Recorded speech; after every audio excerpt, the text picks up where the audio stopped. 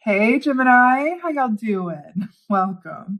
We're going to be taking a look at your through Litha season video here. So I'm going to jump right into your meditation. Um, just like the best of Gemini energy, I found it a bit curious, a bit mysterious. So we're going to get right into it. So I saw two scenes. So the first one I saw was I felt like I was behind a pane of glass and I'm looking at a very snowy winter-esque scene, right? Which, by the way, the fact that we're talking about, the summer solstice is the halfway point of the year, in direct opposition to that, if you're in the southern hemisphere, you're looking at the winter solstice. So it's midway point, right? So the first scene that I saw was this snow, lots of snow falling down. And then I saw this beautiful white Arctic fox sitting there around the snow. And then I saw this kitsune spirit. It felt like she was from this, I forget what it's called, but it's by Neil Gaiman, this graphic novel about this kitsune spirit and this samurai. And this kitsune spirit came forward and she had the, nine tails, if you're familiar with, Japanese lore and kitsune energy. You can look it up. It's a lot of fun if you're curious.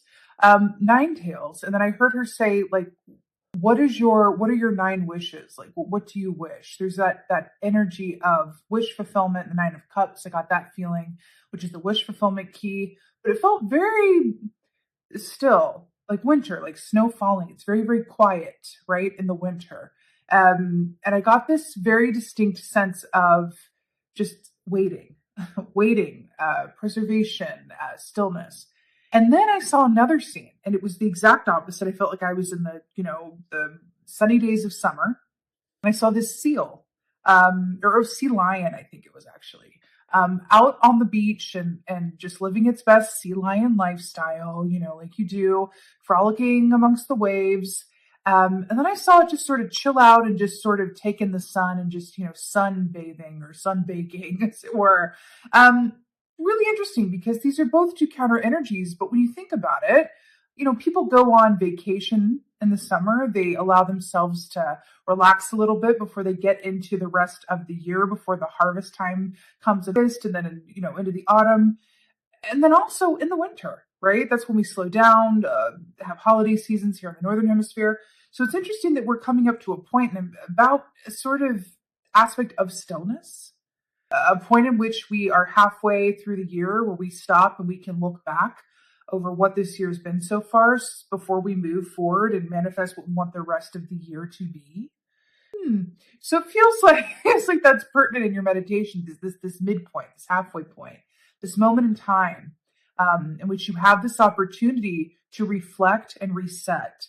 So interestingly enough, your animal here is the nightingale. So this for me is a Queen of Swords energy, right? This is about not just what you say, but how you say it. It's about using your words with, wisdom and integrity. You as Gemini, when you guys are in alignment, you're really, really good at this. You've got lots of words, you've got lots of thoughts. And when you're in alignment, you really have a way of communicating that can inspire others and also spur them to action as well. It's I'm hearing the word like philosophy. There's a lot of good energy and power within your skills of communication and the way that you not just communicate with others, but with yourself as well. You have that ability, right?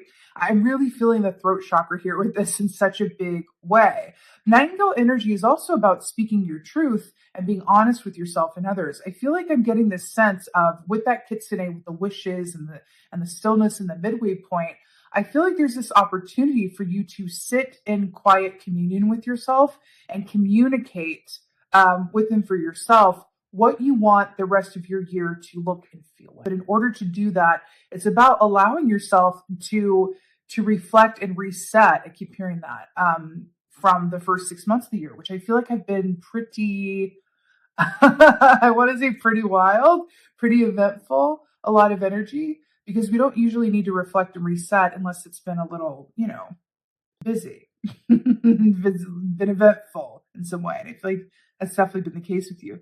So you're coming through as the Eight of Swords. Okay. So interesting. Given what we're saying about the throat chakra, you are an air sign. The swords are about our communication and our thought process. But Eight of Swords in particular is really about you know, analysis paralysis in its wildest, untamed form. I mean, this can happen to the best of us, but especially to us air signs, we can be rather proficient at this, and where we fall victim to our own thought patterns. We really have a way, air signs in particular, really have a knack for ruining our own days. It's very, very true, and it's because the power of our mind is just so strong, and it's such a busy place. But Geminis in particular, I've always found your brains to be out of all the air signs like the busiest. It's really another level, which can absolutely work to your advantage. But I feel like here with the Eight of Swords, this is showing that you struggle with some of your mind palace upkeeping during this time frame. But what's really fascinating with this is that this is a minor. You can work with this. You can flip this upside down and, find relief and release in this as well. Because look at this. The universe has come and tied little Alice up here, right? But guess what? She'd be a prisoner of her own thoughts. But you know what she also is? She's still. She's not moving. She is bound, right? So I feel like there's a stillness that wants to happen for you, and it can either happen by the ocean side or in a nice winterscape, or it can happen like this, right? Where you're literally feeling trapped in the confines of your mind. So I really do feel like this is up to you in some way. And I like all these cards flying like a game of chance. It does feel like luck and wish, and there's something about movement that just feels incredibly important. Movement versus stillness. So in your place of advice here, I find this really beautiful because this is Ace of Cups. This is the opposite of Eight of Swords, right? This is about being very keyed into your intuition. This is about big love, feeling really good in your emotional core. I'm getting a special note for those of you who possibly have water moon signs or even water rising. There's something about leaning into the best aspects of your water attributes to help you through this time. I'm really feeling that your head is not your friend during this time as much as your feelings are, right? Again, it's such a summer. This is summer. Ace of Cups is summer. It is the summer solstice, right? So the fact that this is coming up in your place of advice, allow yourself to, I'm getting hydrate, nourish, be still, be relaxed. I feel like, okay, yes, you deserve it. Yes, there's a lot of freedom in that. But I feel like for you, it's maybe the only antidote to, your mind trying to take over and be overstimulated in some way. Right? This is how you're going to balance yourself. And I feel for some of you, you can even take this literally, where you can go and be by the water, sit by a body of water, really allow yourself to take in, nature's tonic, as it were. That's really what I'm feeling. And remember, Ace of Cups can also be an opportunity coming to you, but I feel like for you, it's only going to come if you're still long enough to receive it, right? I can see this image of you, like moving around, like going from here to there in your mind. In your mind, right? Your mind is going from one place to another to the point where this Ace of Cups coming from the universe that wants to give you that realization, that wants to give you a gift, that wants to give you an idea, that wants to give you a point of purpose and focus, it keeps missing you because you keep moving. And yeah, I do feel like the movement is in your mind, but I also feel like for some of you, this could also manifest because if your mind is doing the most, sometimes your body wants to do the most as well. So it's sometimes by stilling the body, we can calm the mind, but it can be something that we have to choose to do because for some people, depending on how you are, some people, when their bodies are still, they find it nearly impossible to quiet the mind. So they use activity or movement as a way to make the mind sort of, take the back seat. But for you, I'm really hearing that the key to not just inner peace, but inner balance is really allowing yourself the space and the time in which to just to just have that still water experience, right? Because still water is a reflective surface. A running river is not. Take that as you will. In your place of challenge, no surprise here, you have the Nine of Swords, which speaks of lack of sleep, nightmares. But this key for me is also worst case scenario thinking, right? I love that it's being depicted as the Mad Hatter here with the hair energy, or not the Mad Hatter, the White Rabbit. Because there's this energy of, oh God, like it's a self-fulfilling prophecy. I'm going to think about this so much and worry about it so much that I'm actually going to manifest it. So the fact that this is coming up in your place of challenge again, just really, really, really, really speaks to the need to be aware of this within yourself and do whatever you need to do in order to calm yourself, still your mind, and find your balance. I feel like with this nightingale here as well, nighttime nightingale, and then you have the 9 of Swords with the nighttime here. I also saw that kitsune with the 9 wishes and the 9 tails, the 9 lives, and all of that. There's something about, I feel like there's a shift that wants to be made. Something that you might need to make a decision around to either put an end to or continue on with. I feel like that's really coming up for you. It could be an opportunity that arises in the form of this Ace of Cups where it's around a relationship, or it could be something that, your heart just doesn't feel like it's in it anymore, or you don't necessarily feel like it's fulfilling you in some way, shape, or form. This could be something personal. This could be something about you that you're going, I want to make some changes because I'm not feeling myself anymore, or I'm not feeling myself in this situation, or whatever it is. But there's a shift that wants to be made. And I feel like there's a sort of, I don't want to say procrastination because I don't know how conscious it is, but I feel like there's a sort of reticence to look at it clearly and actually face it directly so that you can actually see it, actually get full focus on it. Go, okay, this is keeping me up. This is keeping my brain a bit overactive. It's robbing me of peace. So I need to look at that and make some changes around it, which leads me to, you got a bonus card for this because I actually saw this at the tail end of your meditation. So this is one of Scrolls on Track. I'm not using this deck today, but this came up in your meditation. This is from the Akashic Tarot. So this in that deck really speaks about timing and movement. In reverse, they can speak of when you're delaying making a choice around something and it leads to an opportunity or a potential passing you by. In the upright, this is really about go with those nudges that you're feeling, these decisions that you're thinking about making are going to get you right on track, right? So it's really interesting. We have northbound train, westbound, and then eastbound, right? So it does feel like there's that choice that's coming up for you. And that feels, the fact that it's one of Scrolls, it's like an ace moment as well with this Ace of Cups. It just feels incredibly important because this is the equivalent of the Ace of Swords in this deck, which is that realization and that clear thinking, right? So I feel like this is sort of sitting on top of everything and coloring it. So this feels important as well. And I feel like also the more you can connect with your gut, right? Again, back to this Ace of Cups and that solar plexus chakra, that yellow, really connecting with your gut. When you feel something is right in your bones, nothing can stop you, Gemini, nothing. It's only when your head isn't in alignment or is philandering in self-doubt or worst case scenario thinking like the 9 of Swords, that robs you of your power. When you can really connect with your knowing, the sky's the limit, really. There's just unlimited, untapped potential. The choices you make are going to be so spot on for you and so on track for you that there's zero regret. It's a really beautiful potential for you. In your place of victory, you have 2 of Wands, which this is about, this is hawk energy in terms of this is about being willing to or able to see something quite clearly, but not necessarily make your move just yet. It's about getting all the information available to you, getting that foundation strong, right? Getting all of the I's dotted and the T's crossed so that you can be ready when your 3 of Wands moment comes, right? There's something very distinct about this that feels like you're in the planning phase.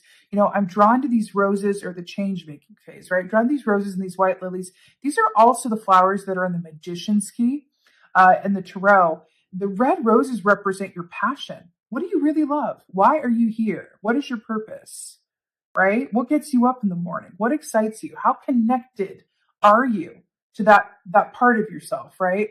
And then the white lilies speak of our connection to spirit, our loved ones who are on the other side. How are we feeling in our spirit? Do we feel calm in our soul, or do we feel like we've missed the mark somehow and ended up on the wrong train? These questions are coming up for you during this time. The fact that this is in your place of victory means that you've reached a certain precipice where you're being willing to consider more than one option. And the more that you open your mind to other potentials that have seemed a bit far-fetched before, the more information you're going to have and the better you're going to enable yourself to identify the right opportunities as they arise on the train track, right? Now, your outcome is the Star. This could not be better. wish fulfillment. This is star energy. This is Aquarius energy. This is that pearl in the middle of the oyster that is created. It's a defense mechanism, right? That's when all the grains are trying to get into these foreign bodies, trying to get into the oyster. So the pearl is formed as a defense mechanism. It's actually a really beautiful way to look at wish fulfillment, because there's getting what you want theoretically, and then there's the reality of getting what you want. And there's a certain change that needs to happen. Even if you get your dream job, there's still a lot of effort and change and fear inherent in that, because it's something new. It's going to require more of you. Just for an example, same with a relationship, right? Same with the realization. Change inherently is difficult, right? So I do feel like there's an aspect here with your outcome, with this light in the darkness, right? That great hope, great love, intuition, wish fulfillment being in the spotlight, that does say to me with this outcome that you are on track. But I do feel like there's an aspect of how are you going to use the time to get there, right?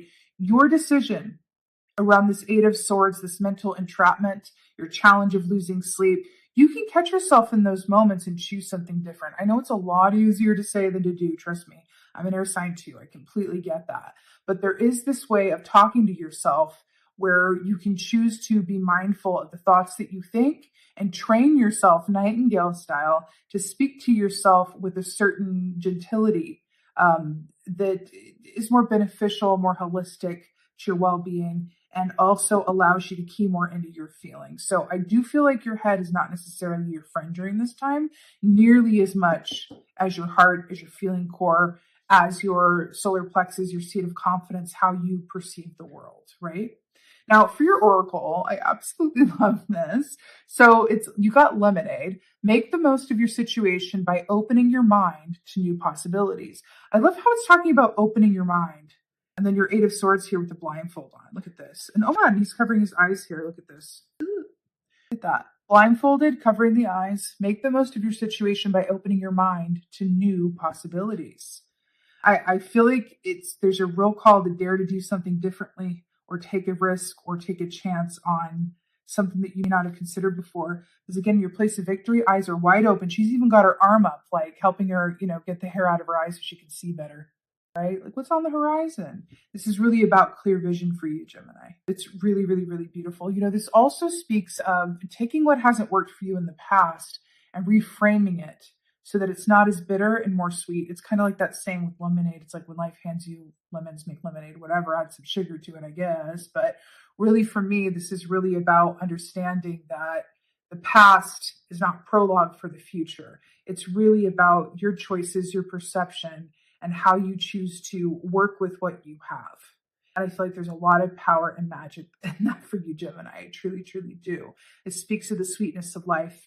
Your outcome here is the star, is the wish fulfillment. And I feel like if you are able to clearly identify what it is you truly want and connect with what your real passion is, you're going to have no doubt about which train is yours and the time to get on it. That's what it is, Gemini. And it's really beautiful linking up with this time of year where it is the midway point. Your second half of your year could look a lot different than your first half if you so choose, right? It's really beautiful, Gemini. I'm happy for you. It's really beautiful, really, really beautiful. So also dream time. Pay attention to those messages that come at nighttime in sleep. We've got the star here. We've got the Eight of Swords on a stormy day, nightingale, Nine of Swords at night.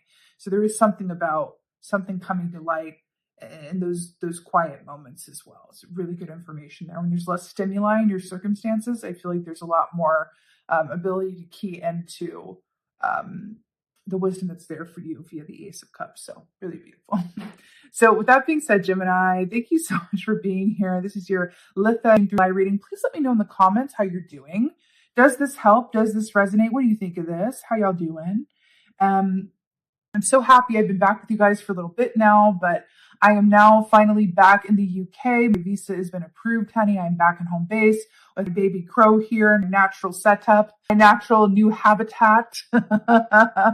So I'm so grateful for all of your patience as I've gone through this time of transition. I am going to make a video about this and talk a little bit about being on the other side of it as well on a This Is Me segment coming up here. But I just thank you guys so much for hanging in there with me.